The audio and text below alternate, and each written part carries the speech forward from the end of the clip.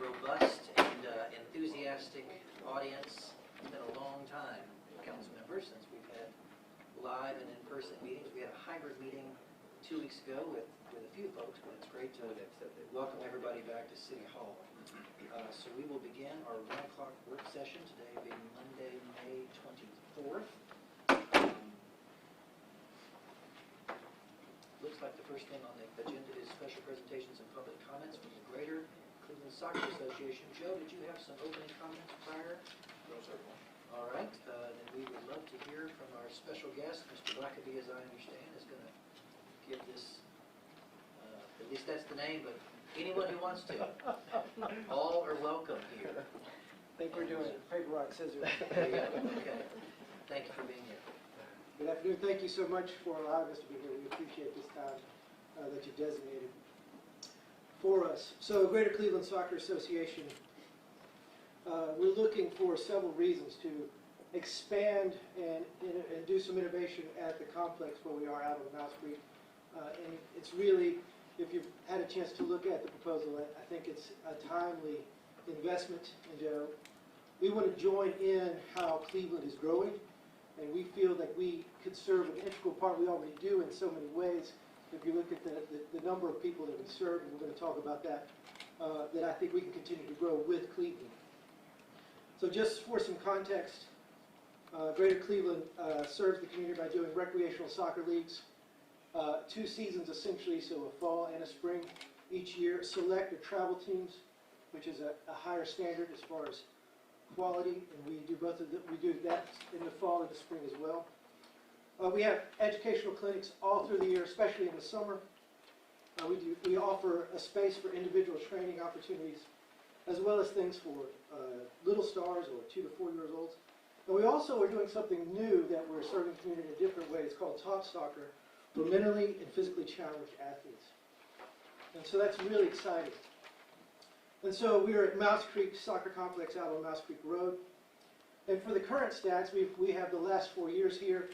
You can see the kind of growth we've had over those last 4 years if you look at these numbers. So annually, we're serving 800 athletes a year. And that's really exciting because that's grown for 24% increase in the recreational side. On the select or travel side, we've grown 38% from 121 to 168 athletes participating. And we're in the middle of our current tryout season, and those numbers are going to continue to grow going into the 21-22 season. And we're really excited about that. The Little Stars is growing at 12% each year, so as the word is getting out and we're letting children know about that and parents know about that, that's growing as well. We also have several tournaments that we host, and that continues to grow as well, from 750 athletes in 2017 up to 950 athletes. So that's an increase. That's the winter, but the fall increases at 17% in that same span. The high schools, a lot of people in the community use, a lot of organizations use our complex. We host them as well. So there's a lot of places, a lot of ways that we're touching the community, a lot of different needs that we're impacting for the community. But one of the things that we realize with this growth, that there's a lot of areas of need that we need to address, and we want to partner with you to think about the best ways to do that. So for one, with more athletes, we need more consistent field availability for all our teams, whether they're rec or select. We just are running out of space for people to train, people to play at every level, at every age. We're also wanting to expand because there's a lot of interest in soccer at every age group. We want space for adult leagues that we're looking at. We're doing initial research to think about what it would take to do an adult league, but in the next 2 or 3 years, we're going to continue to explore that more seriously for recreation and select games and training. So a big thing that we need really yesterday is expanded parking. Because we have so many athletes there every week and through the season, every night of every week, we're really running out of parking space as well as training space. We're also needing more operational funding because of these increased needs. And as far as those specific increased needs, especially for training space and for parking space, I'm going to ask our Director of Coaching, Nathan Brown, to join me up here to comment on that, because he's at the field a lot more than I am due to his duties, and he's going to know a bit more ways to address that. Once again, thank you again for the opportunity. I've been a part of Greater Cleveland now for 8 years. I came first as a coach. I'm a product of Lee University. Obviously, I'm not from Cleveland, Tennessee. You can probably tell by my accent. Came from the UK and was recruited to play at Lee University, and just came on as a part-time individual just to invest in the community, invest in the soccer players that were growing. And in actual fact, the individual that came up here, Rob Blackerby, I coached, his daughter was the first travel team I coached, and she was 8 years old. And now she's moving into high school, and she's probably one of the better players in our area. And so it shows that when we invest at such a specific age, the possibilities are endless. Now we're having conversations about where she's going to go to college. Now we're having conversations about, does she stay local, does she go outside, because of the investment that she once had. In this case scenario where we are now, we just don't have the area and the room in order to provide this strategic developmental approach that we want to have for those kiddos. So I've seen an exponential growth, as he said, in our recreational. Now we're at 418 youth soccer players. That's just recreation. That has grown. And now we just completed a tryout meeting. We're forming 4 new travel teams.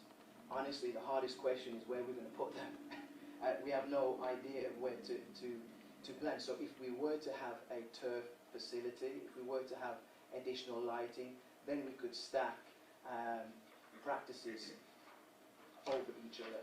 So it would be 5:30 to 7 o'clock, Team A, 7 p.m. to 8:30, Team B, and then it would really help. Another reason is we want to try and bring, we truly believe that Greater Cleveland Soccer Association can be a place where fathers, mothers, sons and daughters can all come onto the complex and play together. I just think that's a phenomenal sight, to have an adult league as well as their kids playing on the same location as well. So we've done some just preliminary research on that, what that looks like, and there is a huge need for an adult league here in Cleveland as well. We have at least, I think just some of the research that we did, I think it's over 70 players that travel from Cleveland to Chattanooga to play soccer. I just can't imagine if we advertise what our Mouse Creek complex could be the hub of Cleveland. And so we're seeing that. The tournament that he spoke about, we had 9 different states represented in our last Alcoa Cup tournament.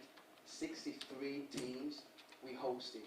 They stayed in local hotels. They were able to purchase local and food vendors. And it was just great for the community in general. There was just a buzz.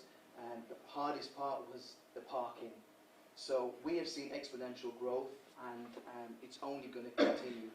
We've had the interest even for next year. We haven't even opened registration. We've probably had about 50 or 60 emails on when are you going to open registration. So we are bursting, and so we are here to say we would love to be a part of the Build Your Future campaign, just to see if we can continue to build the infrastructure that it holds. We don't want to keep going full force and we don't deliver a good product for the community. We want to continue to build a structure in place that we're able to house and host a good product that Greater Cleveland want to present. So that's where we are right now. I know there's some pictures of what we are looking at. The northwest area of the fields would be our proposal to turf that. And if that could be turfed, that again, when, let's even just say the high school, we do partner with Cleveland High School right now, but as you know, for their girls season, they go from the fall, so from August all the way through to November. That's their season. But then we've got the boys season that goes all the way from February to May. So you'll see there's about a 3-month window that we can actually use their lit field, and that becomes also problematic. Even in for this up and coming year, 2021-2022, we have to try and be strategic on how we implement our travel teams and recreational teams right now. So As you can see, we've stated the problem. We do have a solution. We do believe that a turf field as well as additional lighting would help mitigate some of the issues that we have. And then if we were to gain overflowing and parking would be absolutely amazing for us. So that is kind of the nuts and bolts of the expansion and the growth of where we are. But also the tourism that was brought in, I think that can grow as well. So if you guys have any questions at all, please feel free to ask any of us, but that is our proposal. We would love to be a part of We Build Your Future campaign, and we do truly believe that Mouse Creek Complex is already a hub, but it's going to continue to grow, with mothers, fathers, sons and daughters all playing at that soccer field and just enjoying the beautiful game of sports. Thank you. Wonderful, thank you. Members of the council, comments, questions for Greater Cleveland? Councilman Estes. It's funny, Nathan, seeing you there. I'm seeing the school board behind you, and I'm thinking about how successful the boys soccer team in Cleveland is in the sub-state this week, or they call it super sectional now, or whatever. Subsectional. Subsectional, we always call it sub-state. And I see those guys all play through Greater Cleveland and travel growing up. And so just like for wrestling, just like for anything else, there's structures in place. To my colleagues, I've met with Greater Cleveland off and on through emails and texts for the last few months as Joe presented to each of us, Build Our Future, and Mouse Creek was in that. So I spoke with the mayor and Joe. I said, can we rope these folks in? Can we hear their needs, what they want? So I think that was kind of the genesis of bringing this on today. If I could stress, or maybe you could answer, Rob, either one, how much more capacity could one turf field be? You were talking about the northwest section, and that's what's on the drawing. Just how much more capacity could that give the Greater Cleveland on serving people in Cleveland? Yeah, so just to kind of give you a number, I think we could add at least an extra 150 to 200 individuals on our campus. So that would equate to maybe 3-4 travel teams. That could also equate to, as well, maybe 12 to 15 adult teams as well playing nightly. And that's not including some of the things that we've talked about that could be additional. The Top Soccer program we're looking to launch as well. We've had so many emails that we'd love to create a space for kids that are physically handicapped, and providing a later time or providing a turf field that could do that would be amazing. So we're looking about adding 150 to even 250 individuals. So that would equate to maybe 12, looking at 12 teams. Great. Any other comments or questions from our colleagues on the council? Mr. Mayor, I remember when we developed the soccer field, how quickly they started to grow and how big the whole association got. It's amazing to realize that we're already out of room, but it is a fast-growing sport, and a lot of people really appreciate the complex that they have there, but it's already outgrown, so I just say whatever we can do to support. This is really a great thing to do. Appreciate you bringing it before us. Thank you. Thank you, Vice Mayor. Thank you. Councilman Gaston. Yeah, I got one comment. We talked about the infrastructure and growing the infrastructure. I guess my thing I'm thinking about the infrastructure is roadway. Trying to get out there with all the tournaments and stuff going through the Mouse Creek Road is not really the safest. I lived out in Mapleton Hills, so I know the area well when I was a kid. So, that corridor with the growth, something needs to be done in order to provide, safety going up through there, and for residents trying to come into town too on that part. So I just don't want to think about that infrastructure as far as the road goes also in order to support the growth. That's a good point. So my colleagues, I want to make a nuanced comment. Our community is a community, but it doesn't mean that we go to church together, that we live in the same neighborhoods all the time. I see the public schools as one of the last bastions where everybody comes together. Where there's diversity, where there's structure, there's acceptance, there's good education. I see that diversity at as part of that. I see that diversity on the soccer team at Cleveland High. I mean, it's powerful, and it does incredible good for our community on the whole. Joe, I really appreciate, ever since you've been here, your emphasis on parks, you know, and how the importance of place. And I think this is really important. I mean, and I really appreciate both Joe and the mayor listening and listening even to me individually, working through this into the Build Our Future campaign. So I see this as something much bigger than just, it's integrated into the schools, it's integrated in the community, and it's the sport of the future. Isn't that what they call it? Yeah. Sport of the future. So, Thank you, Councilman and Councilwomen as well. It goes without saying of my personal support. My son is a product of the Greater Cleveland Soccer Association, played on CFC Flames. Hal remembers, he's nodding. I now have a granddaughter in that same age bracket, so now the second generation of our family is coming through Pike. And to speak to Councilman Cassidy, I was there this weekend, and I found myself measuring the distance between the edge of the road and the poles that seem to be set back along some of those really bad curves.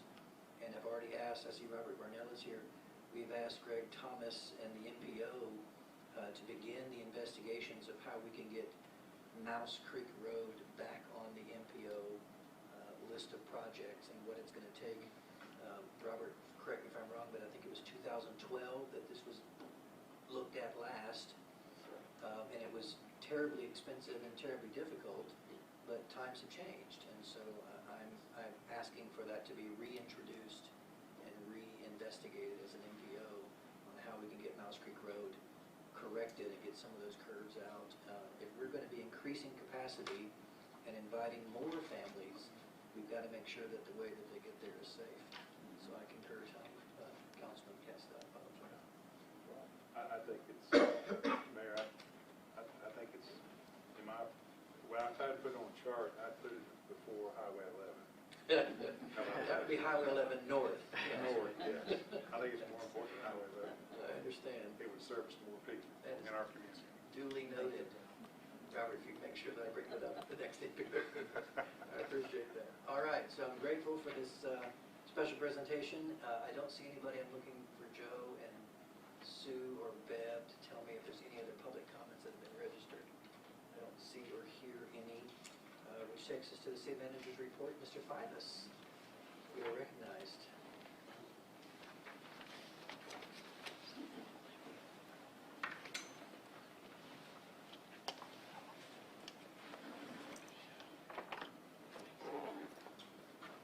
Yes, thank you, Mr.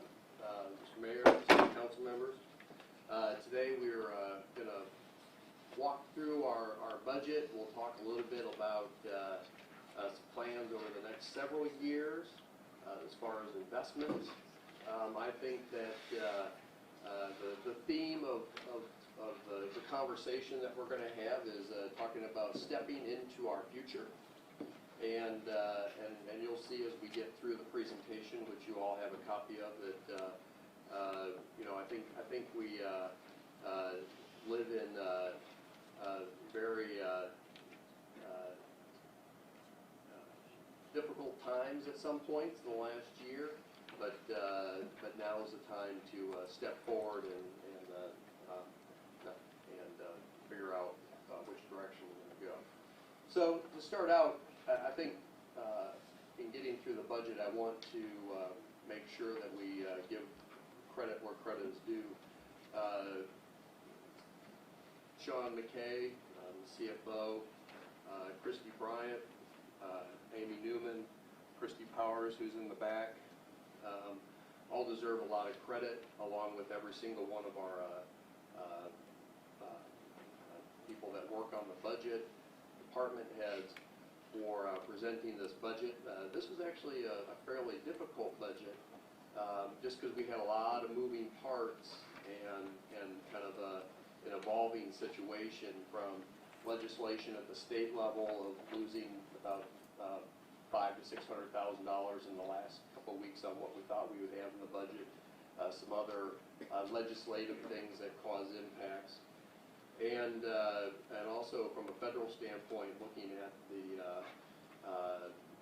what Congress passed, which would fund some level of projects and have an allocation for the city of Cleveland. So they all deserve most of the credit for the hard work and the document that you guys have. And I think this year wanted to start out to make sure that they went well beyond the expectations. Also, we had a new budget, we have a new financial software program, first year using that and transitioning. So normally where you kind of know how things go, you never knew what was around the corner on any of this stuff, and they worked through that and appreciate everything that they did to make that a reality. Second point is, I know that Chairman Don Robinson is here, some of the other school board members, and Russell, they deserve a lot of credit for their budget.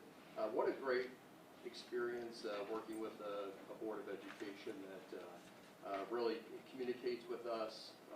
We kind of have Russell keeps us updated, invites us to meetings when they're talking about future investments, and really appreciate everything, the collaborative partnership that we have with the school board. And on top of that, I think that and we haven't really, this is our second public meeting we've had in about 16, 17 months. But the work that the schools did, we thought it was extremely difficult with public safety elements and a lot of things through the COVID stuff. But just think about what our city school system had to go through of throwing together online school, keeping everyone safe, answering a lot of questions, a lot of unknowns.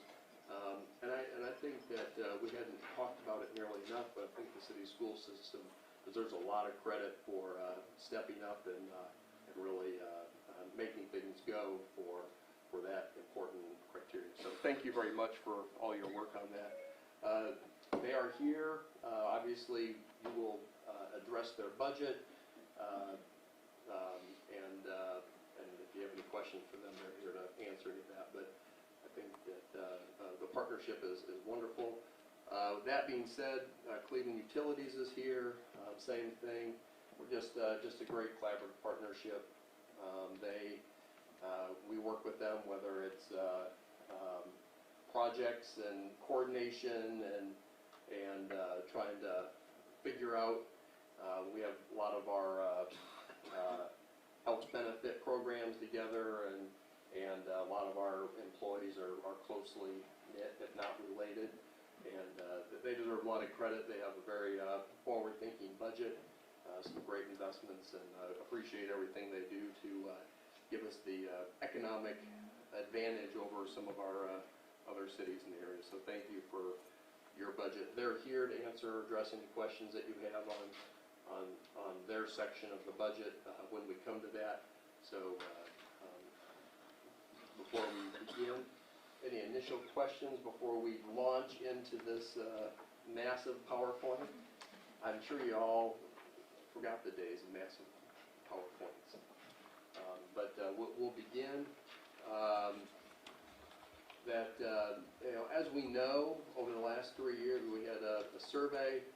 We're going to be doing another community survey to check these results now that we're coming out of the pandemic. Obviously the highest traffic flow and congestion was the highest need and priority for the community of what needed to be addressed. The second highest was downtown redevelopment.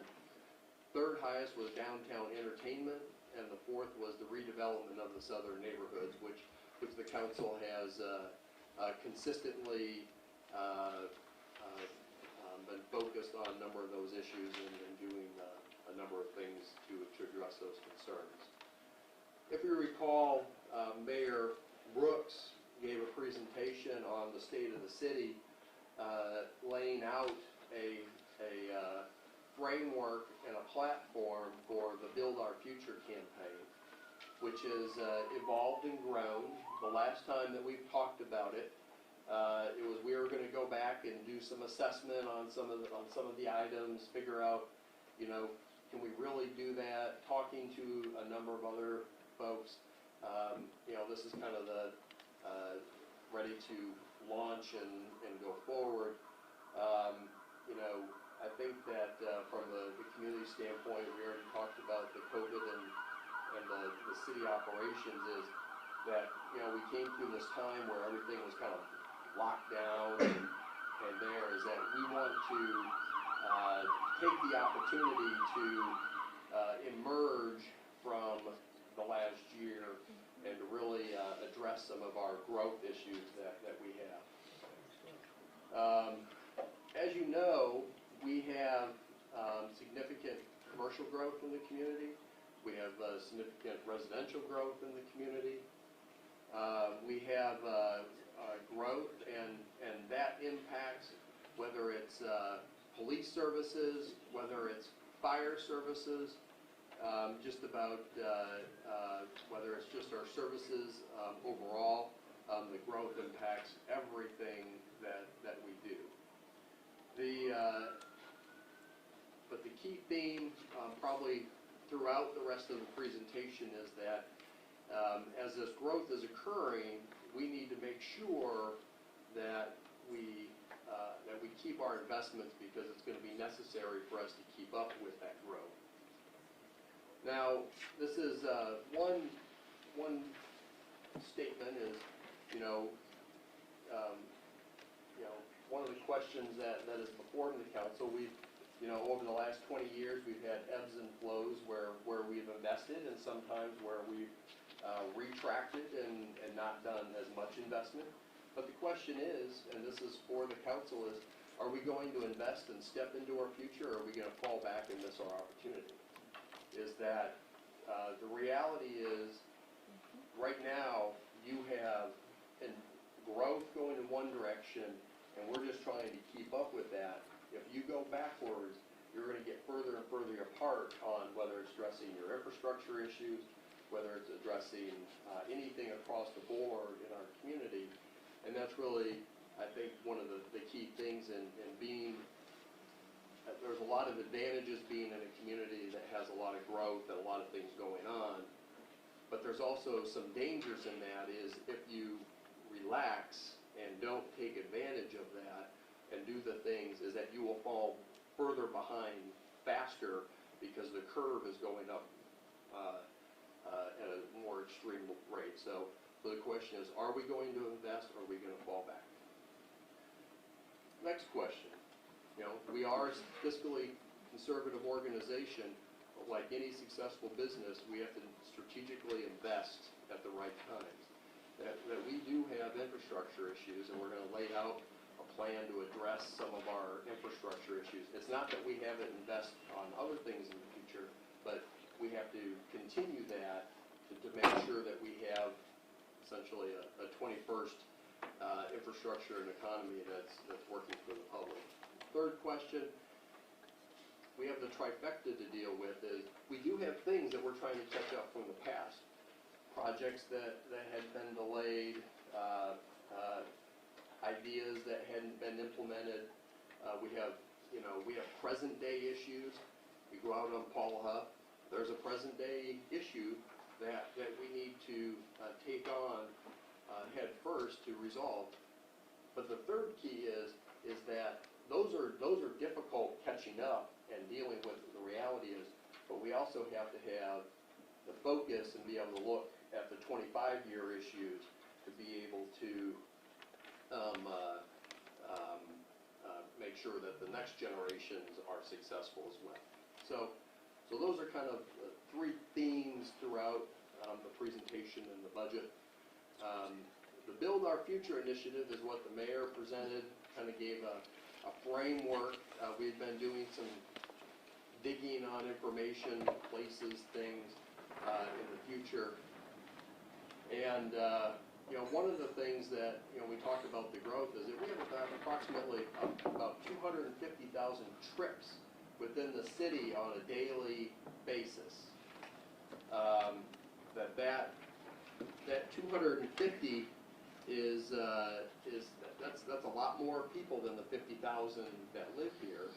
And when you have, and you're in communities like this, is that you have And what's very difficult about what the decisions that the council has is you have 250,000 people using your infrastructure, but the reality is you only have about a fifth of that, about 50,000 that are actually paying the property taxes and a lot of those things to pay for these infrastructures. So it's a very challenging fiscal matrix that we have to work through.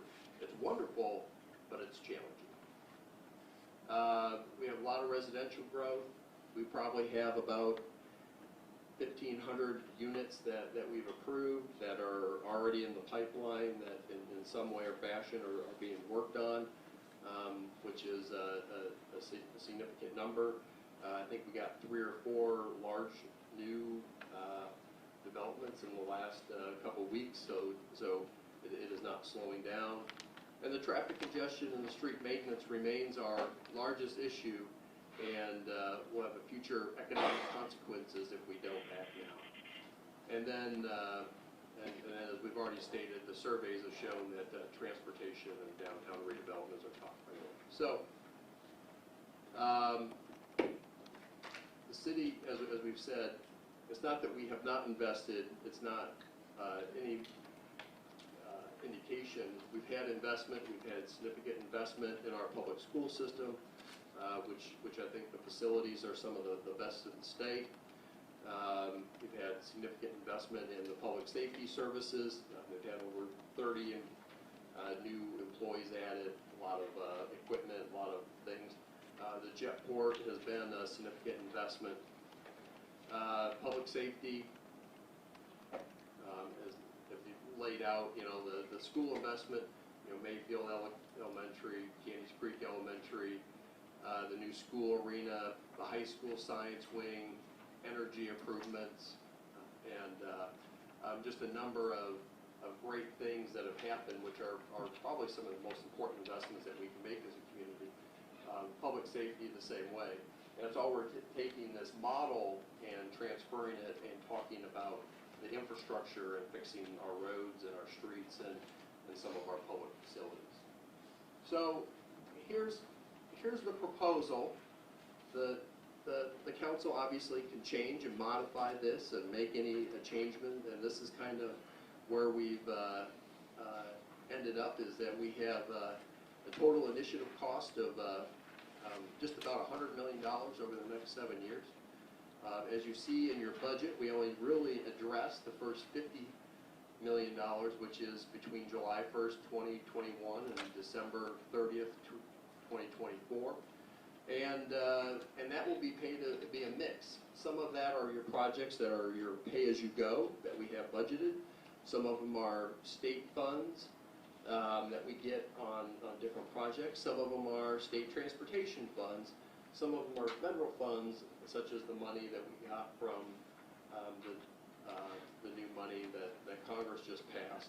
And then some of it is some future bonding that is yet to be determined. We would approximately do 12.5 sometime now between 21 and 24 and do the same thing. So you're not taking out necessarily a lot of debt. A lot of the funding is projects that are already in the pipeline, grants that we apply for, MPO money. I'd much rather spend someone else's money than our own until getting those funds causes significant delay, which we have seen in some standpoints. Like I said, in this plan that we'll leverage probably about $50 million in state and federal funds, and I think that this is really a key point in this, and we can show you some of the, is that by 2027, even with taking out the additional debt, is that we would probably reduce our overall total debt by 50% since when we started really looking at our debt in 2018. So yes, we are investing, but we're also reducing our debt over that same time. And I think that those two key components are perhaps the most important things that, from our standpoint, from a fiscal sustainability standpoint, is to invest, but invest strategically, and we're paying off debt at the same time as continuing to spend money on certain projects. And that sometimes can be a difficult concept to get people's heads around, but I think that but that's a really important one, is that we're not spending money we don't have, we're actually reducing our overall debt. You know, according to this, no tax increase is necessary to fund these projects. We're not guaranteeing any tax increase for the future, but for these projects and doing these things, there will not be a tax increase to pay for these funds. You know, if you, for an example, if you hired 30 additional firefighters, that would be something that would be outside of this, and then the council would have to address that question. And I think it's really important to step back and look at the financial outlook of the city. Again, give a lot of credit to Sean and his team that the audits continue to be extremely strong. That through the council management, we continue to have fiscally conservative budgets. They're balanced, not using, you know, putting money back for fund balance, and just being extremely cautious on the decision making.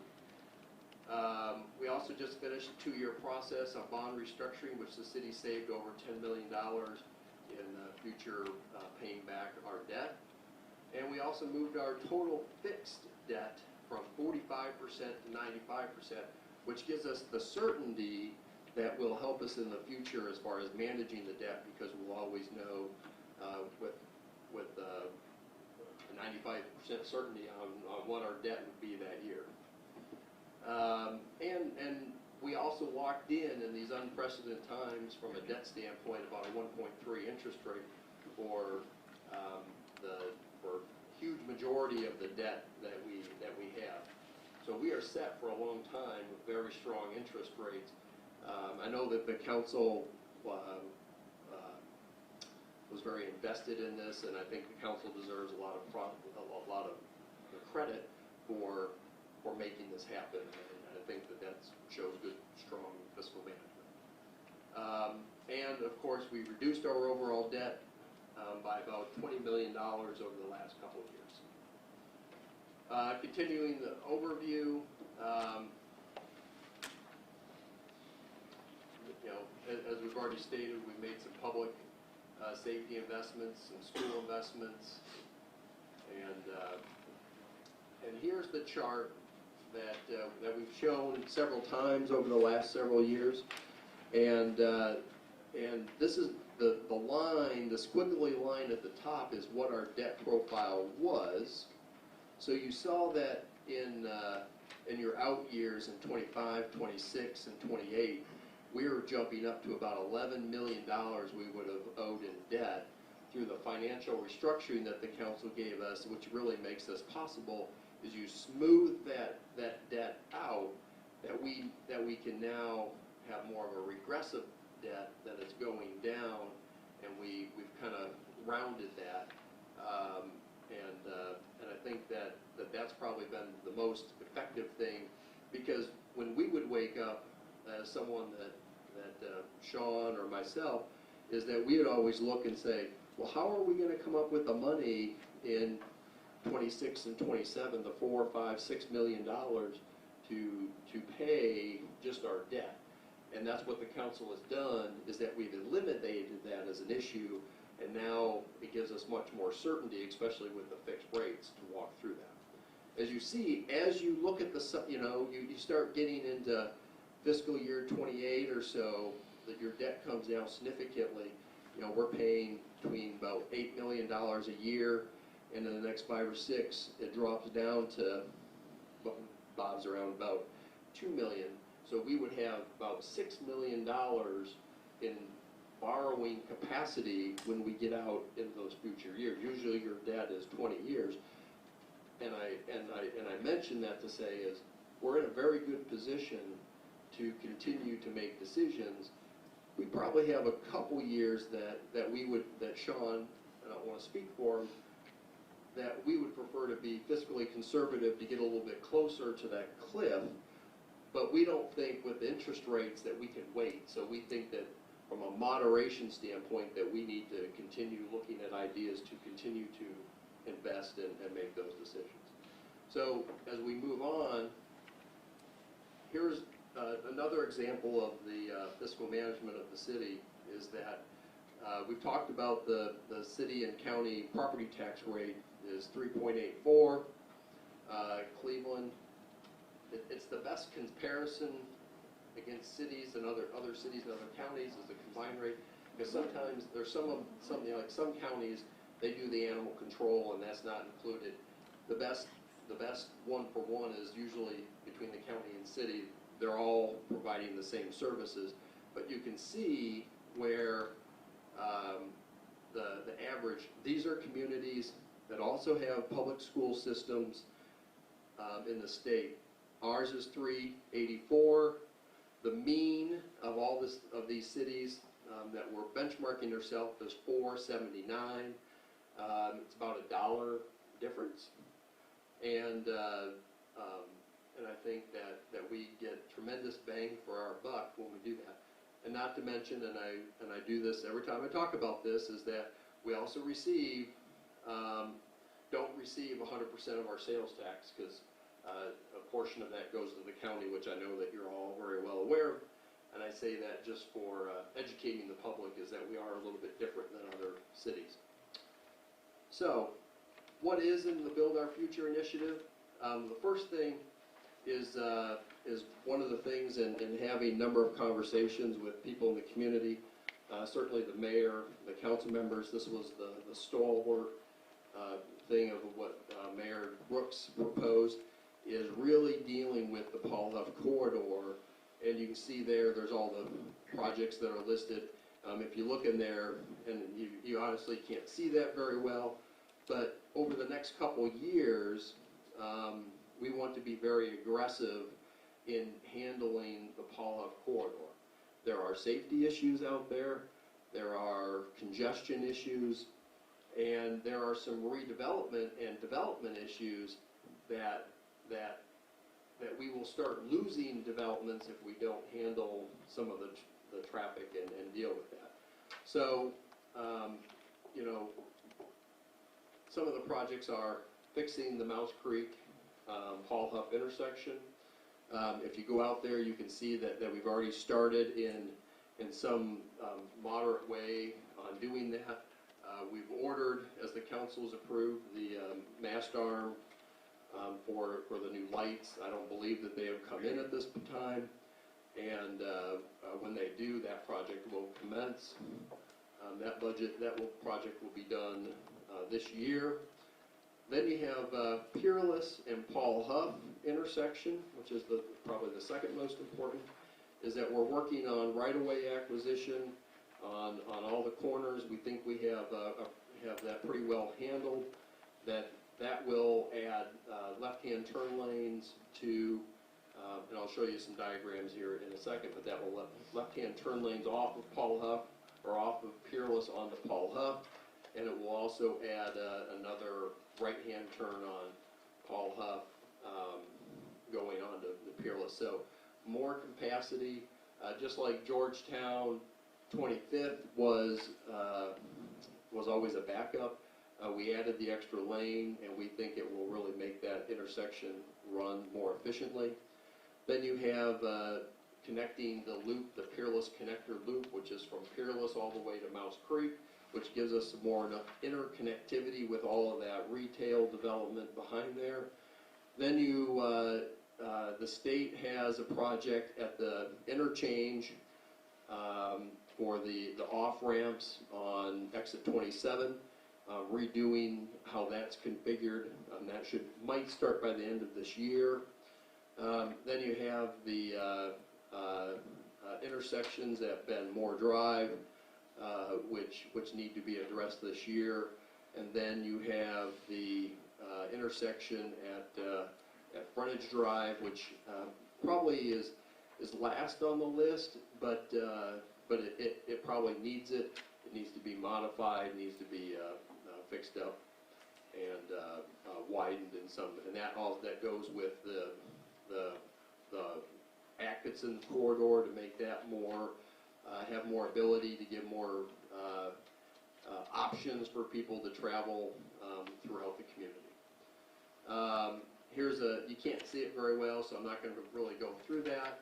Here's the Peerless Paul Huff intersection improvements on what they would look like. You can look at that and ask any questions. Here's what the Mouse Creek intersection will look like.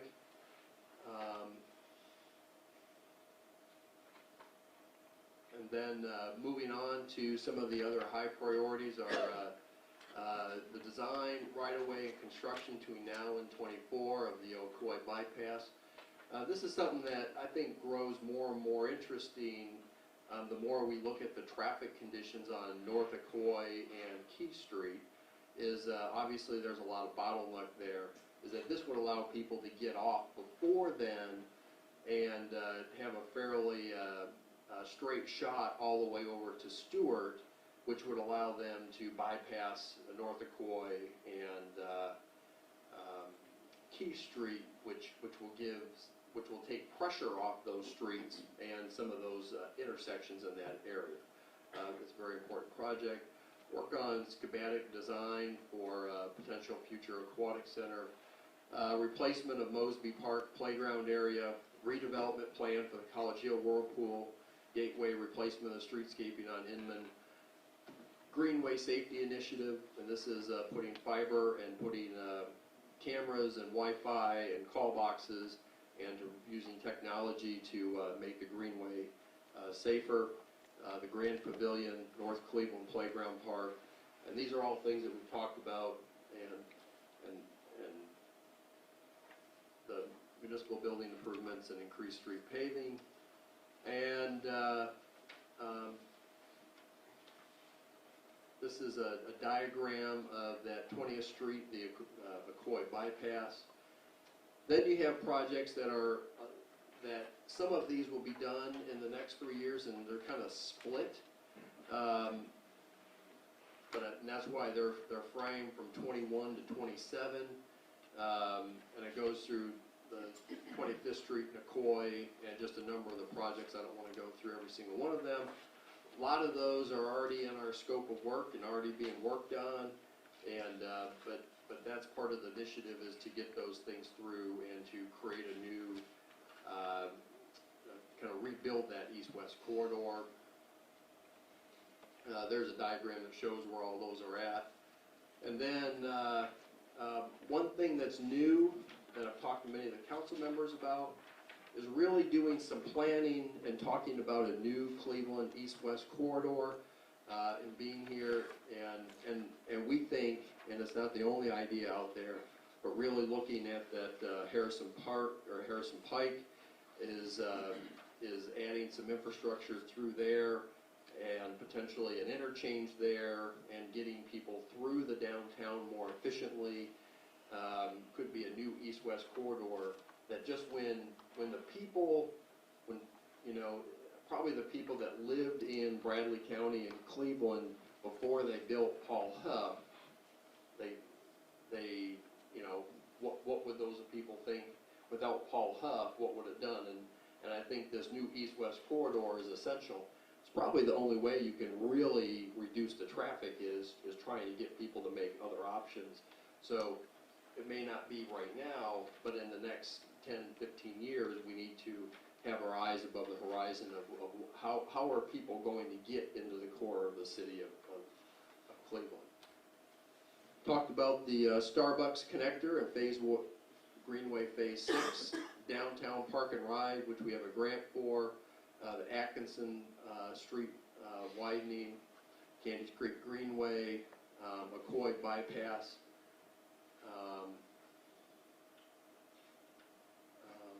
That's actually out of there. We moved that one forward. Then we have the 20th Street and Ocoee intersection. That's another one that certainly needs some work in there. Georgetown Road, 17th Street, Mouse Creek Road turn lanes. That's driven by the conversation of that there's probably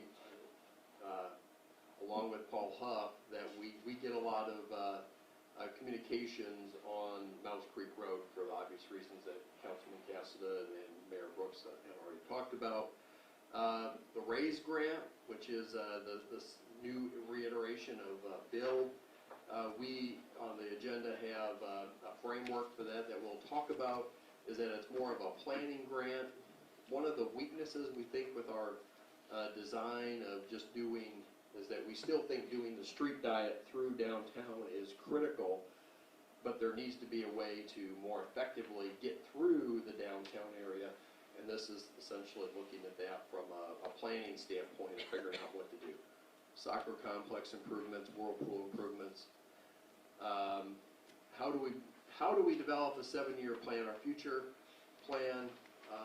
Right now, we're talking about kind of laying this out. I think once we get the budget approved, I think we start drilling down on, you know, I just gave you a bunch of high-level information, and I think we need to really just drive this through and work on it from every council meeting on what goes first, what goes second, how does the council want to prioritize those issues,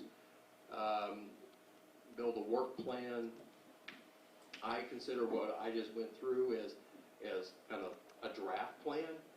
You guys have seen it, is that at some point you look at the money, what's available, and then we need to work with the financial analysis to see what works and what doesn't work, and then we you know, continue to draft designs and start implementation. So that is the build our future $100 million investment, which we think is very realistic. Again, the highlights of it are lots of street infrastructure investment, no additional taxes, actually lower our overall debt during that time, which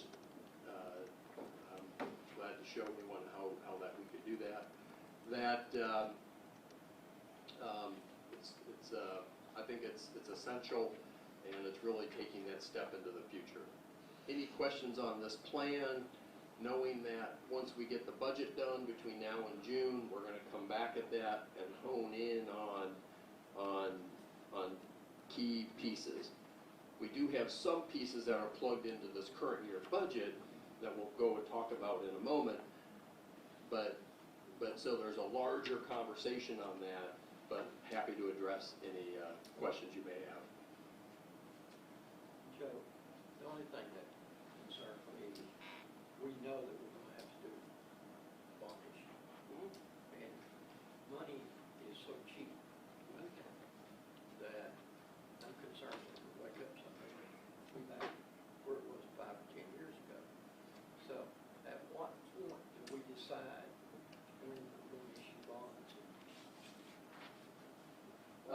As soon as, if the council identifies projects that you want to fast track and we need the resources, there's some things that we know how we can fund, but there may be something that the council wants to do as a priority, and so that's why we want to start to continue this conversation and work with you, is if that time is now, if there's a project, an infrastructure project that we don't have funding for, but it needs to be done either with the time value money or for safety or all of that. So it could be, you could start in 2 weeks, or you could wait 6 months, and we can bring some recommendations as well. Yeah, but some of these projects are tied to state and federal funding. Right. And it's not like we've got a schedule that we're gonna have X amount of dollars at a certain date. Yeah, we're working with them and they're working with us and they're working with the budget too. So, you know, all of it gets, scheduling, it gets complicated. And Yeah.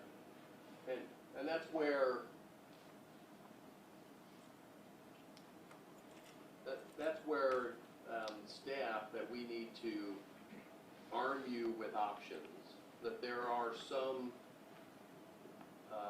grant MPO opportunities like doing the 20th and 17th Street. We get it, and the state's paying for 80% of it. 7 or 8 years later, it's on the street. There may be things on that list that the council views as priorities that you may want to say, hey, we want to really look at this, and let's go for it. Joe, I think some of these projects are certainly priorities, but it doesn't make common sense for us to put the whole bill. We're going to have to work with the state and feds. So, at what point do we end up with it? I guess, how do we end up with this list that we're going to move on? And that's why we intend to give the council some options if you wanted to look at bonding options now. So after we get done, But bonds, if we go ahead and sell the bonds, and how long do we have to use those funds? I mean, there's arbitrage things. You can't keep it forever. You probably have 6, 7 years, would you say, Sean? 10 years? Something like that. The last ones we did for some projects, 2014 is when we did that bond issue. We just finally drew all that money down, so.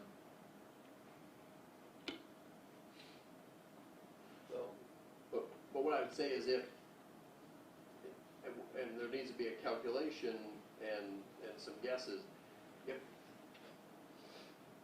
it works much better if you have a project, if you can go and just bond and get money, is then all of a sudden that puts pressure on your budget that you have to make that bond payment every year. And if you're just holding the money, is that it puts pressure on your budget if you're not going to spend it.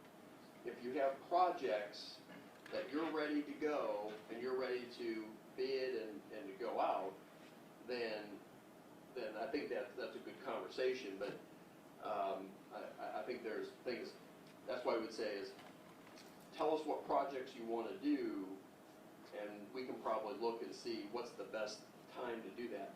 Understanding that potentially sooner is much better than later to do that. What I would suggest is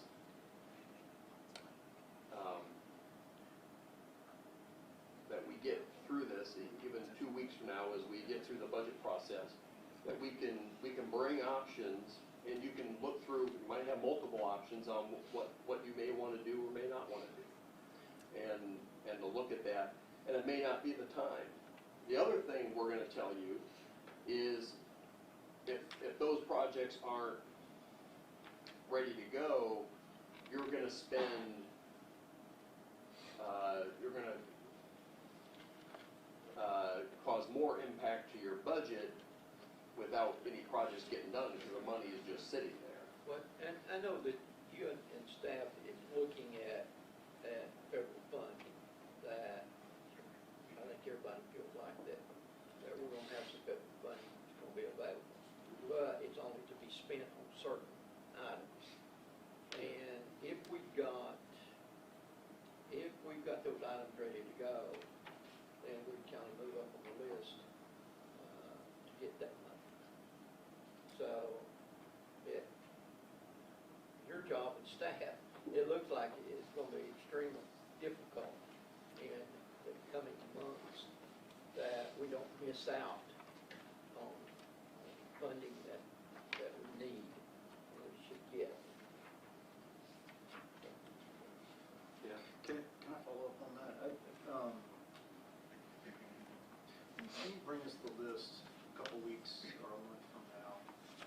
When you, Kevin, and I met and went over kind of a couple of different times over different lists, it helped to see these things would qualify for NPO, these things were expected federal.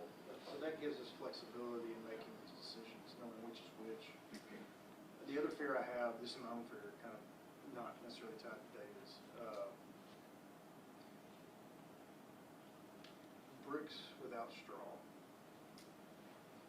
see the straw as personnel. We don't have enough personnel to do the projects we need now that are waiting and sitting almost ready to go. And if you think, even not even 100 million, 25 million, we need people to oversee this and supervise these and get the Gantt charts and make it happen and be on top of these. I think for staff, just the emails we get and discussions we get through planning and through here, it's just so much work, and this just doubles it. So But you're talking about qualifying for MPO money. Some projects that qualify, but do we want to fund it? no. So that's the first thing on yours. Yeah, and bring us the list and tell us what falls under MPO. Like some things we may want to fund without MPO money because it's that important. Well, the sidewalks, Some 17 things we to want to 20 wait. is a prime example. 8 years. Yeah, 8 years. But, Yeah. but my second point is, personnel to oversee this, because these happen because city staff takes the reins and sees it through. And as much as, none of us have a crystal ball, right? So we don't know that interest rates will be at 1.3 for the next 5, 6, 7 years. Yeah, so certainly we need to act now while money's cheap on the things that we set as priorities. And I think a list, but circling back, a list from you and staff on here's the things that will never get matching funds, and here are the things that we think we can get, would help me on making those kinds of decisions. But Bill, What am I missing? Help me out. yeah, well, I'm thinking about, common sense decisions that we've got to make. And a prime example is 2015-04. We know we need it, we know we need it now. But we also know that it's great that we pulled state in. They probably already got design work done on that we didn't do last time they came to us. That we got them in. So what is common sense saying to you? That we go ahead and we do it because we need it now, or that we wait because we get state money? Help me see what's common. We've got to wait on some of these projects till we get state and federal money. I agree, and Yeah. I'm saying that we are going to have differing opinions on what is waitable and what is not. And so by seeing you bringing I know, something, that's where the will help that discussion go along. That's where the crystal ball comes in. Yeah. Yeah, These are variables we have to weigh. Yes. and what Bill's talking about is the capacity issue of, do we have the capacity to, to go out and, I can't even think of Fulfill those commitments. because right now, one of our challenges is, and I think we're all right, but we're actually starting to get projects coming through. From a project management standpoint, you have, 20th and 17th, you're gonna have Dalton Pike sidewalks, you're gonna have LIC North, you're gonna have, Mouse Creek intersection. That probably fills up our capacity. If there's another project thrown on the top of that, then we get outside of our comfort area. The point being is that has to be one of the criteria for making the decisions on, and a lot of those projects, we get into fall and we're probably okay. There's gonna be some times where we have a lot of personnel capacity issues. Then there's going to be some, by looking at that, we have some flexibility in our budget and capacity. Those are the times to fully fund something, have bond money available on, and have a bid and go out and do that and pay, not our public works, but a contractor to come in and just knock it off our list. Is there some real strategic opportunities like that, which is one point, and I don't think that's your point, but I think that's one of the things we're looking for is the spacing and the timing and filling out some of those gaps with going to bid, instead of waiting for public works to get to it, go out and bid some of these things and start taking one bite of the elephant at a time and do that. And,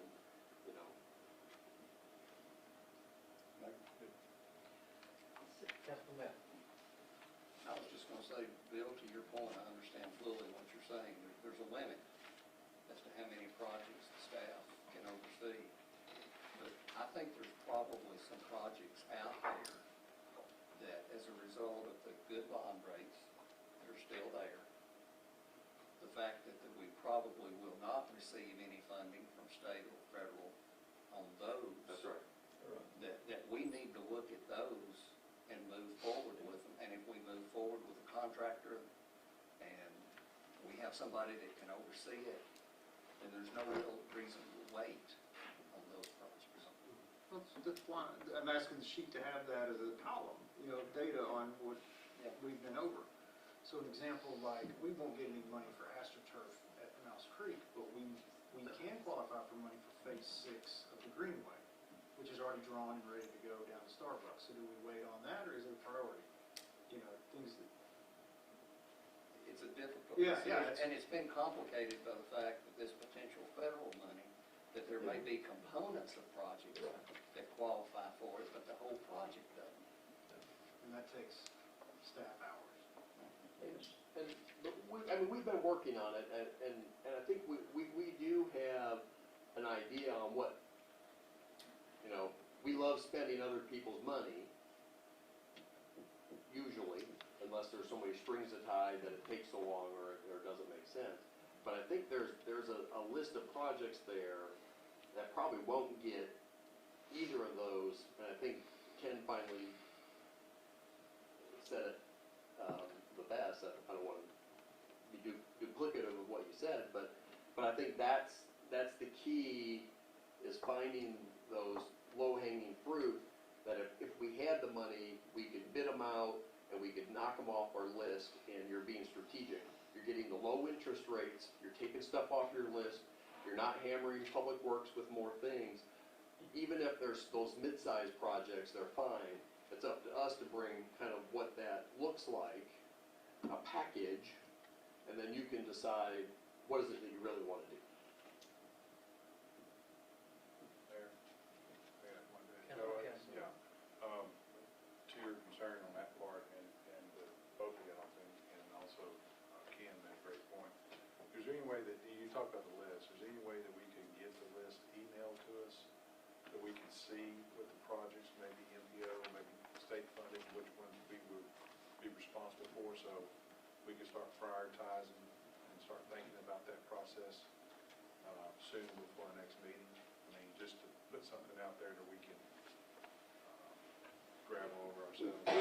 We can give you what you have, Yeah. but my guess is it will take a lot of explanation. Well, let me give you an example then. Paul Hunt, Mhm. turn lane coming out of Target. That, to me, that's safety, I don't know how the council feels, but that's probably one of the biggest hurdles we need to take care of first. Would that be a MPO? Would that be a city? Would that be just us funding it ourselves? How would that play out, that scenario? It could be a lot of those. I mean, it could be in part of the Paul, I'm making this answer more complex for a reason. I'm not trying to. I'm just trying to simplify. I know you are, but it's not as simple as that. Is that we do have a Paul Huff project that you could add that in, but I doubt that y'all want to wait 3 years to do that. Right. That would be one that you would pay with funds to go and do that. And I think that's one that's out there that could certainly be on the list. So, Any other questions for Joe? I would just think safety overrides convenience. Yeah. And profits too. But Joe, Safety over profits. well, I'm not debating whether it's good. You asked about the funding. The funding is that would be one of those. I mean, if you said to go do that, we would make that happen. Councilman May? Joe, there's lots of ifs and ands and buts when it comes to which projects and all this. Some way we're gonna have to, I think we're gonna have to break it down. If you need another staff person, we bring another staff person on. If that's what we're going to do to make this move quickly. I think you've got to tell us, if Yeah, I don't think it's a staff thing. It's just taking the time and having the document that you guys can go through and make a decision.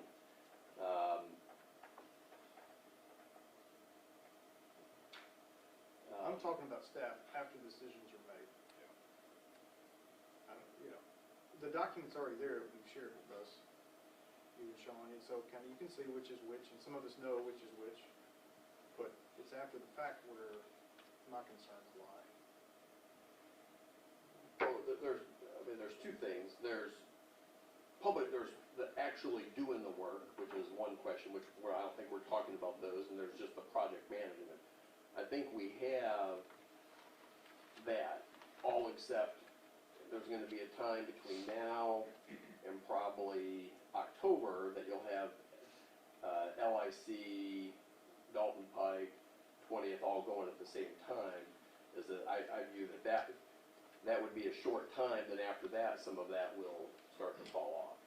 So it ebbs and flows, and when the time gets to be that there's another staff person to do that, we will certainly let you know.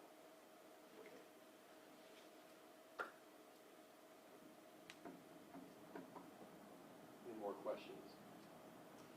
Can I ask a question? Would that be out of order if I just said, remember the community survey, which you talked about, both points 2 and 3 are downtown. And that's where bond money can be spent immediately, because it's wonderful historic lighting, underground utilities, wider help, safer sidewalks. And that's really what a lot of people in the community have been asking for years. And it showed in your survey 4 years ago. Downtown entertainment. There will be plenty of, all of those options that we'll provide them will include, if you, and I know you didn't get to see it, and I understand that, but a lot of that has a lot of the stuff, downtown stuff that we had talked about in the past. So I can assure you that all those conversations will be front and center for them to consider. Maybe that's something that David is asking for. What can we do right now if we get the bonds issue when the interest rates are low? Yeah, and I think what I've heard is they would like to have a list of what those options are, and we're going to provide them, and those options will have the full array of downtown options on them. Good. Well, maybe then they'll find something they can spend money on right away. Joe, have you talked to Ted from Davenport about, I know he doesn't have a crystal ball, but where does he think rates are going? They usually don't answer that question because no one knows. They may not be rock bottom at 1%, but I think most people in the field think that they're going to be a little bit lower for a little longer. But there are these inflationary issues, and I think Councilman May is 100% correct. Is that we need to make sure if there's a door open that we need to walk through it, and if we walk through that, to Bill's point, or Councilman Estes, is that if we don't have the capacity, we need to figure out how to get the capacity to make the stuff happen. Don't make that a limiting factor if you don't have staff to do that. Let's get it done, and that's what we'll come and we'll talk about. All right. Moving. Now we can get to the budget. Yeah, thank you, Joe. You're welcome. The fiscal year 21-22 budget. Again, going through. Again, I want to spend some time, and I had mentioned Sean, and I had mentioned Christy and Amy, who spent a lot of time on this and making it work, and Christy Powers, and we have a whole team of people they deserve a lot of credit for pulling all this information together. This is a balanced budget under the state, required by the state. There is no tax rate increase recommended for this budget. When we get to that point is that obviously you have the reappraisal. The county is going to determine a certified revenue neutral tax rate, and then the state is going to okay that. Staff is going to recommend that you adopt the certified revenue neutral tax rate, and that's in the purview of the county, or that's in the purview of the council.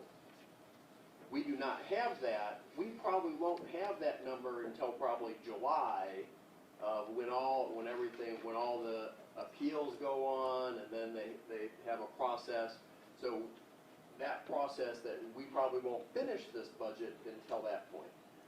Just want to tell from the budgetary, this budget was put together with the same revenue that we have this year, I should say the same property tax revenue that we had from this year to next year.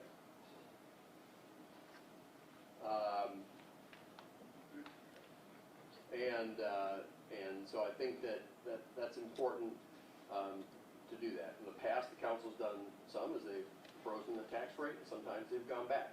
But we're recommending to take the rate to whatever the county and the state tells us is the certified rate, which is the revenue neutral number in the community. This budget includes heavy investments for public safety. It includes an increase in sales tax funding for the Cleveland City Schools. What a great program that we put in place on giving the flexibility to the city schools to make decisions to take care of their own facilities. And they do a great job of doing that this year with the increased tax rate. We're showing that it goes up. Is it 1.3. Yeah. So that's a good thing for the city schools. We have significant investment for infrastructure and paving, and we're also addressed implementation phase for some of all the stuff that we talked to in our first year, planning, designs, projects and stuff. That is in this year's budget. I am not going to read this. This is very small writing, and but basically, this is about the fire department. This last year, they went through a process of doing their ISO certification. They got down to a 2. They moved from a 3 to a 2. A great accomplishment. We were on the cusp of getting a 1. There were some other agencies involved that we didn't score as many points as possible, but it's certainly there for in the future. And it goes through, tells the story of the investments over the last several years.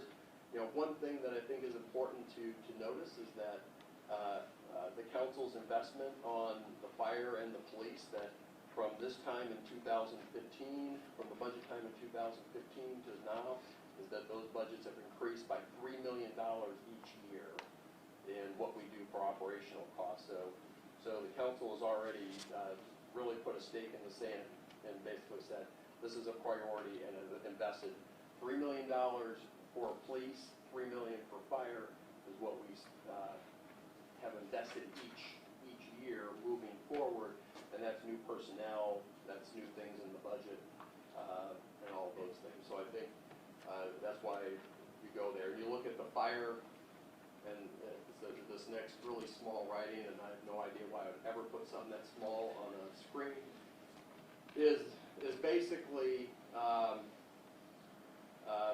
they went through and got the highest accreditation, gold standard. We've talked about that.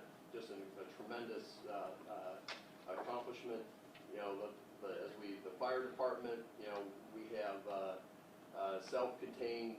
There's a life limit for the self-contained breathing apparatus. It's going to be about $500,000 to purchase new sets of those, so we've started doing that.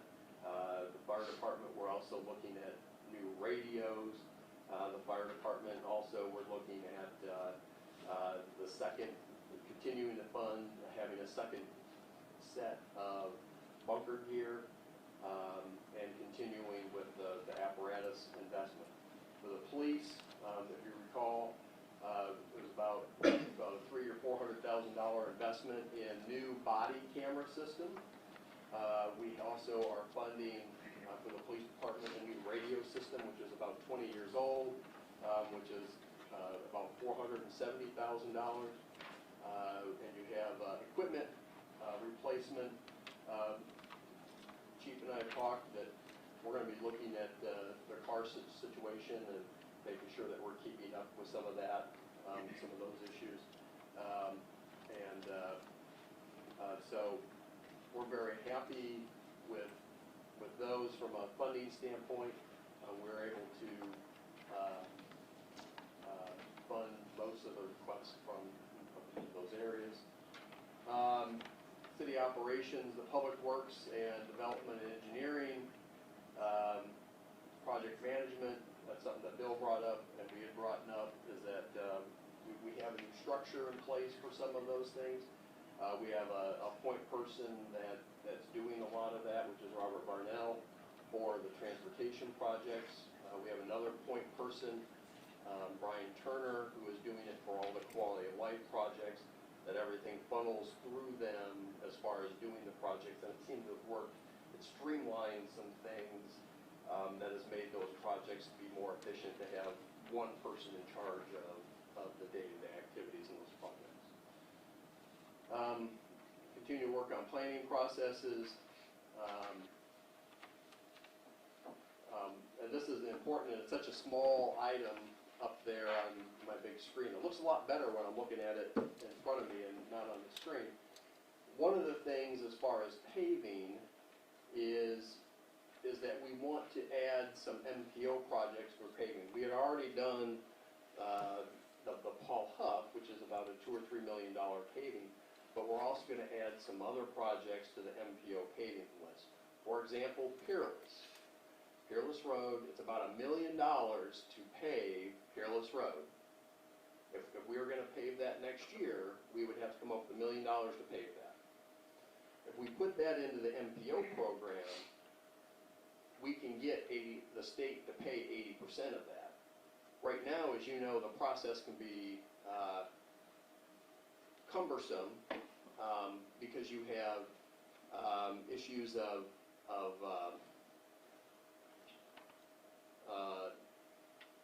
when you build a sidewalk, you have all kinds of environmental issues because you're sometimes outside the right-of-way. You have design issues, differences of opinion. You have right-of-way, sometimes you need to buy stuff, which makes those projects very long. If we transfer some of our MPO stuff over to paving, you basically have no environmental issues because you're within the right-of-way. You have no design because there's no design, and you don't have any right-of-way. Is that basically we can get our 80% much more efficiently and effective to get those projects paid. State pays 80% of it, we put a lot less work. On the Peerless Road project, if we went with that process, that would mean we would have, instead of spending $1 million on Peerless, we would have $800,000 more that you could spend on turn lanes and lane widenings and other sidewalks and stuff like that. So that's one strategic transition that we're making in this budget is spending more money on paving through the MPO process.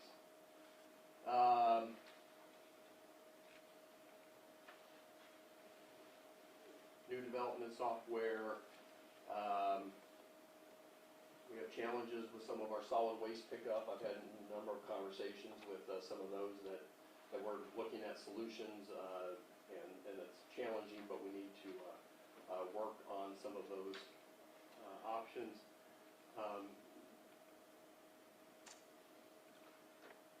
Parks and Recreation, looking at sports tourism stuff. I'm glad to see the soccer folks here. Our Parks and Rec programming, we've really exploded in the number of programs that we offer. We had softball, which was an incredible season. It was packed out every week. We have pickleball stuff that we have so many people that we get more complaints about pickleball than anything else in the city. We have 7 or 8 summer camps this year. ranging from wrestling to volleyball to baseball to fun camp. I'm very excited about that. I think we've turned the page. We still have some more work to do, but we've turned the page, and really happy about some of those issues. In the process of raising the quality of life in the Parks and Recreation this summer, and I do know how to spell that correctly, Mosby Park is part of the budget. Will begin construction. Right now it's in the environmental phase, then we'll start the design phase, and then we'll start construction. I get a lot of questions on Mosby Park, but it's definitely part of the budget. It's definitely started at this point in time, and we're excited about doing that upgrade. Avery Johnson Park, if you haven't seen the pavilion out there, it's a wonderful facility. We're excited about sharing that in the future. Not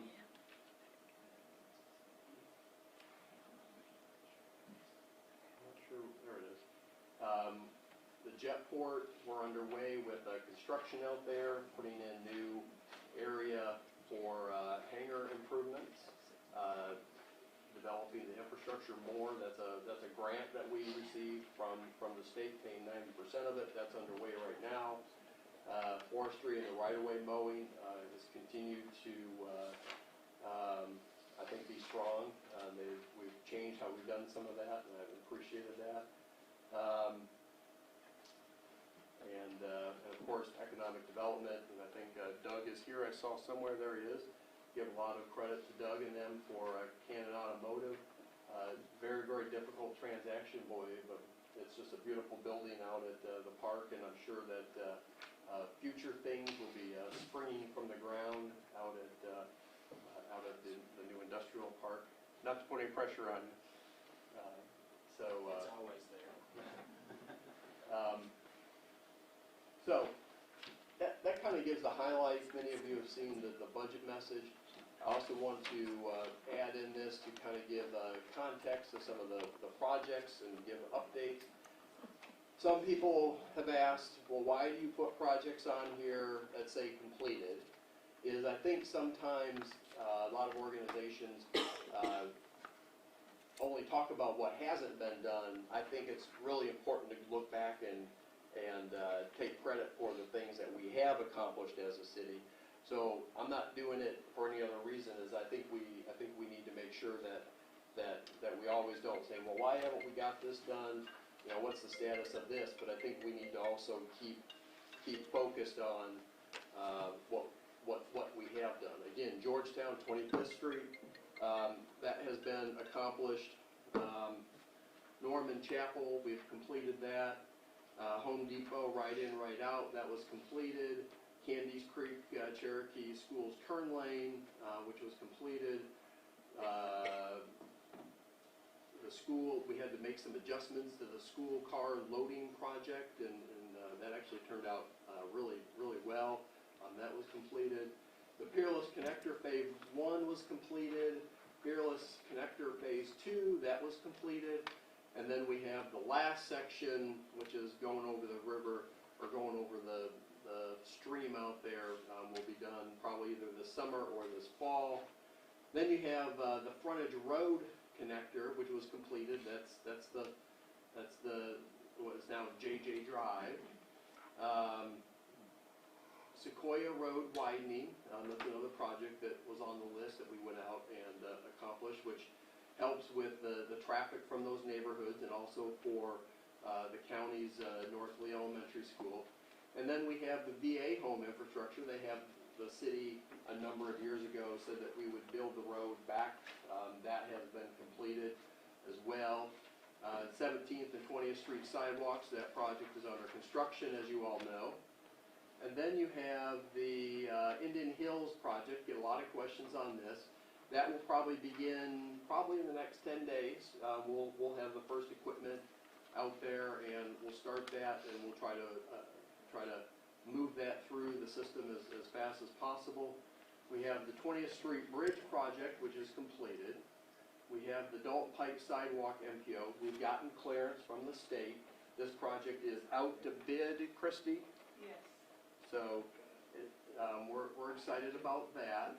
So we'll have those numbers pretty soon. Candy's Lane Stormwater Project, I'm not sure that will ever get done, but we're getting closer. We're getting closer. Thanks. It just keeps on going and going and going. But we finally got the pole moved. We appreciate CU doing that, and then we're waiting on our friends at AT&T for a little bit, and they finally moved the pole, and then construction will be in, and they will start out there fairly soon to finish up. So that's a good thing. LIC North, we've been told that in June we will get the go-ahead for that, and that will be connecting the the Tom Rowland interchange, finishing the last part of that, connecting into Pleasant Grove. We have the Parker Street Stormwater streetscaping, and that was the first phase. That was this section down here. Then we have the Parker Street Stormwater streetscaping phase 2. That is not completed. I'm not sure why it's in there, but that's the one that will begin in the next 7 days. Once this week, probably by the end of this week, we'll probably get ready to mobilize and start on that road. Coy Street and 20th Street intersection, we're working with TDOT. In fact, I got an email on my phone as I was coming up here, giving us an update on that. Cedar Lane improvements, that was completed. The Peerless Road and Melrose Sidewalk, we're working on right-of-way for that. Carolina Pond, Army Corps there are real people working in real places, working on the Carolina at the Army Corps. They've said that could be as bid as soon as this fall with construction this summer, and that's a very important one. And then there's the 2 other projects that will follow right after that they're working on design. Is it Clearwater? I think there's a pond at Clearwater. And then there's the pond in the parking lot across from Logan's, the Church of God there. Those 3 are the ones that should be bid fairly soon to get those going. And that funding is included in the budget. Greenway extension to East Circle, that's on our list. We hope to be able to get to that. That's just connecting in a couple more of those neighborhoods going north. Then you have North Lee Stormwater Project that was completed. You have the Exit 27, that will be spring of 22. Blythe to Blythe Sidewalk Project Phase 1 was completed. Blythe to Blythe Phase Walkway Project Phase 2 was completed. Blythe to Blythe Walkway Project Phase 3, which is going on 9th Street, connecting in with Wildwood and can't remember what road that is down there. It's a street that Treasure. no. We're Euclid. So it goes down 9th Street towards Euclid. Billy Graham sidewalk, we have that slated for this winter. Same thing with the Gott Street sidewalk, which is going up not only Gott Street, but also the Central and Gott Street. And that's correct, right, Robert? On Central and Gott, you got those together now? Yes. Okay. And then we have, this is a nice little project, is the Cleveland sign and curb. Is that we weren't happy with the way that sign turned out, is that we want to put some type of curbing, working with TDOT out there, is it just looks, it just is gravel, and then you have our sign, is that we'll try to figure out how to finish that off and landscape that a little bit better. Just not happy with, I think it looks fine, but I think we could do a little bit to improve that for the future. The Nature Park walking improvements, that is the old Jeff Ford mitigation site over in North Cleveland. The Candies Greenway Bridge project, We met with Cameron Fisher the other day. We have an engineer that's going to give us some advice on that, and then hopefully we can continue and get that project going. That is funded by a grant from the hospital money, so that's a positive thing.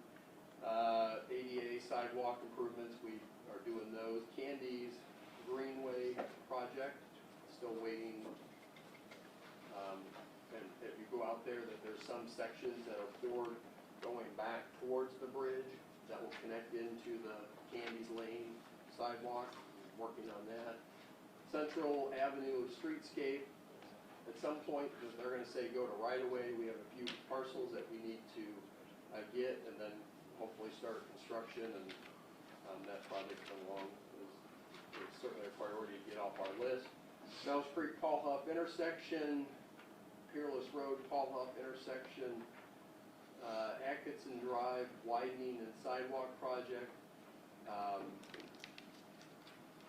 that, Mouse Creek Road turn lanes is, I don't think, if you look in the budget, I think there's a series of 3 road or turn lanes of trying to create some of those rear end crashes and widening out some of those neighborhoods as we're assessing, see which would be the most effective to do. And we hope to at least get one of them done by then and click off some of those things. The South Lee Highway walkable networks and gateway, we've heard a lot of conversation with, we need to come up with a clear, definite plan how we're going to fund it, what it looks like of creating some walking options along Bradley Central High School and how to connect in some of those neighborhoods. Working on that. We have the North Iqaluit bypass. We talked about that and the other stuff. The city sidewalk plan, that's what Councilman Cassida had asked for, and one of our staff members is out today, so I couldn't get a draft of that. I hope to show that, but we have that pretty close to finalized. Edward Street streetscape, that's part of the Sandon Mill. We've talked to the Sandon Mill folks, and they are should begin before July. We'll meet next week with them, and things are going along with that. That's part of the agreement with the development agreement with them to help with some improvements over there, taking down the power poles and giving that corridor a little bit more room. Nancy Drive Stormwater Project, the Chilhowie driveway, Benmore Drive, an entrance, and that's what Councilman Cassida had mentioned. Wyatt Drive, and that's the Harbor Freight entrance, that there probably needs to be some limitation on left-hand turns there. And the Peerless Road realignment, and then the Inman Street streetscape improvements. That is a lot. I don't think it's redundant to talk about the things that we've completed. I think we should take credit for that, and I think it's important to have meetings like this so people think that, show that the council is that we are getting things done. Yes. And we can get that. We have a form that we can get all those and put into a more simplified form. And I think it's very important. Then you have your quality of life. You know, the tennis complex is completed, Deer Park is completed, Avery Johnson will be completed this fall. Public Safety Training Center was completed. The Fire Station 6 was completed. Mosby Park playground improvements are, we've already started it. Hopefully we'll be under construction this summer. The Civitan Inclusive Park improvements, they have some, there's some area, it is an inclusive park for people that don't have the mobility that everyone has. There are some places in that park where it doesn't meet those standards, so we think that it's the right thing is to bring it up so it's 100% inclusive. So we're working with them to do that. Tinsley Park Pickleball, which has a life of all of its own. We have the Taylor Springs Park, which is completed, and North Cleveland Pocket Park. is on there. Then you have the Tinsley Park improvements. That parking lot is a disaster. You have a plan for it. We're just trying to, if you have something if you need bond money to do something, that's probably one that will be on the list of getting that place put back together. I think we actually do have some bond money for that left over. Sidewalk connection to Freewell to Greenway. Sidewalk connection to Freewell, Greenway, the Nature Park plan, public restroom E-locks. We intend to put electric timed locks on all of our public restrooms, that they will be closed at night. I think that there is not, it's taken a while to find the right technology. I think we've found some, but that everything will be remote and locked, and I think that that's a great investment. It may not happen all this year, but our goal is to get them over the next couple of years. Parks and Recreation, we have some historic pictures that need to be digitalized. We will be working on that with College Hill. Johnson Park rehabilitation, that will start fairly soon. We have a design. I should have brought the design. Maybe we look at that at the next meeting on some options there. And we are finally to questions, and I'm sure it's close to 3 o'clock. And are there any questions on the budget? Joe, one thing I want to mention I appreciate in that is on Howie, the Scots problem. And I know Avery and I worked on that together. And then I had a call and I transferred to you the information. And you went out to their house. And we're going to be able to help them, is my understanding, in the street there. Yes. So I noticed that was on there, and I appreciate that being a part of this budget. Joe, I'm just curious, when we transfer some of that paving to MPO, does it affect the timeline of it, or do we still do it about when we were expecting to do it? I think it's probably pretty close. I mean, Peerless probably has a couple years before it has to be done. And we can probably get it through in a couple years. We may have to, now, I want to be clear, we have to go through the mayor and the MPO people to redo that.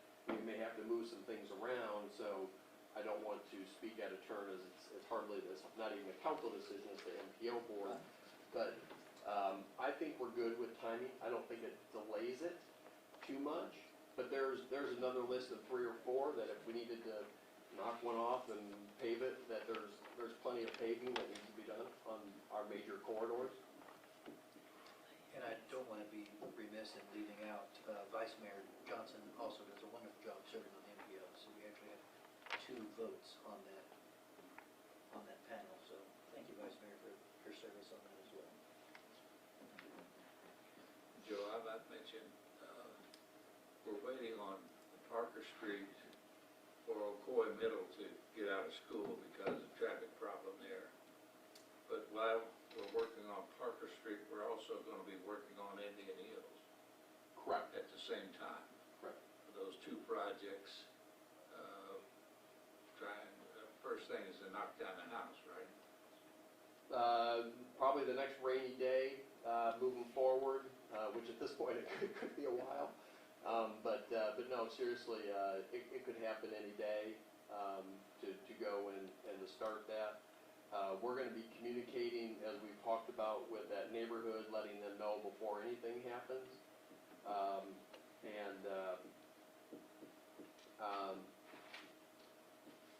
We actually have a new operator that we've already thought that we would put that new operator out there to try to work on that area and get some training in on fairly level land. So I think you'll see some dirt moving out there fairly soon.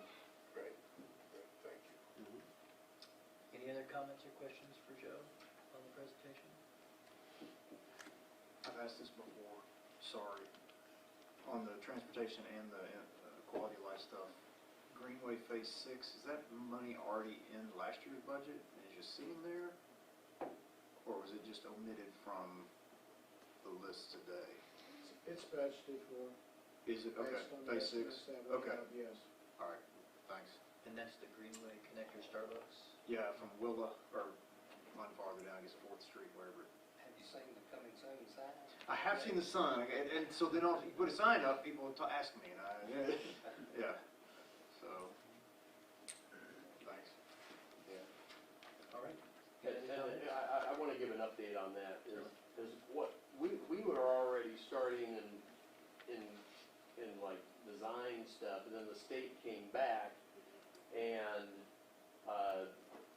they came back and asked for us another flood study back in the environmental, so that's some of the slower progresses it's working on, but No, I understand, this is the most complex of all the phases, I understand, thanks. Councilman Caston? One thing I'll bounce with you, Joe, but I don't know if we'll have time before 3 o'clock. I had Newsbreak come across, Dr. Dyer and Don Robinson, congratulations in the middle school winning the softball, first time in middle school history, so congratulations. And Nate, you back there too, and, so congratulations on that, it just came across, so. Proud of them. Yeah, And first boys time. track came in second place in the state. Well, that's great. We would like, at some point, our council to come and recognize them too. Bring them in front of council and recognize them also for their achievements, so. Good comments. Any other comments or questions? I think there's a few more city manager items. Joe, do you want to go ahead and continue those, the Cherokee Hotel, et cetera? We can do council member reports at the 3 o'clock. I'll be brief. The Cherokee, we have had, I think Corey's here, you here? We've probably, 12 to 15 people that have gone through in the last month or so of the Cherokee. We think it's a good timing to go out with another RFP. We'll wait till the next meeting. One thing that we went out with an RFP before. I think this time we want to go out with an RFP that's more certain on purchase price, on what type of incentives, so that people are starting to, from our conversations, they're out measuring stuff with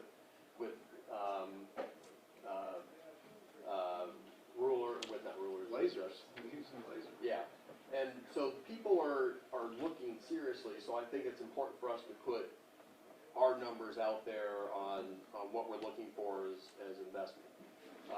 We do have, there's obviously the historic tax credits. The state just passed a new state historic tax credit that will be available for the next 4 or 5 years, I believe, that will give up to 30% of the project, so you get a tax credit back from the federal and the state. You have your pilot programs that pair nicely with that. So Does it have a limit of $300,000? it does have a limit of $300,000.